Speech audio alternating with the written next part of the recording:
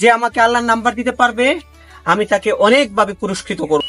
হে আল্লাহ, তোমার সাথে আমার কথা বলার খুব প্রয়োজন। হে মাওলা, আমি তোমার সাথে কথা বলতে চাই। এমন কি কেউ আছো যে আমাকে আল্লাহর নাম্বার দিতে পারবে? আমি কি এমন কাউকে পাবো যে আমাকে আল্লাহর সাথে যোগাযোগ করায় দিতে পারবে? যে আমাকে আল্লাহর নাম্বার দিতে পারবে আমি তাকে অনেকভাবে পুরস্কৃত করব। আরে কি কয়, পাগল হয়ে গেছে নাকি? আল্লাহর আব্বার নাম্বার আছে নাকি? বার আরে আল্লাহর আবার কি আর নাম্বার? কি কয় এগুলা? আরে এমন কথা তো কোনোদিন শুনি নাই। আল্লাহর আবার কি নাম্বার? কারো কাছে কি আল্লাহর নাম্বার আছে?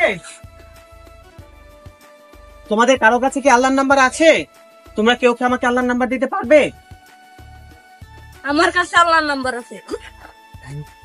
তো কসে আল্লাহর নাম্বারটা তুই বলবো, একটা শর্ত আছে। কও, সব শর্ত আমরা মাইনা নিমু। তোর সবসময় আল্লাহর সাথে যোগাযোগ রাখতে হবে। লেখেন 4 10 4 5 9। কি নাম্বার দিছস?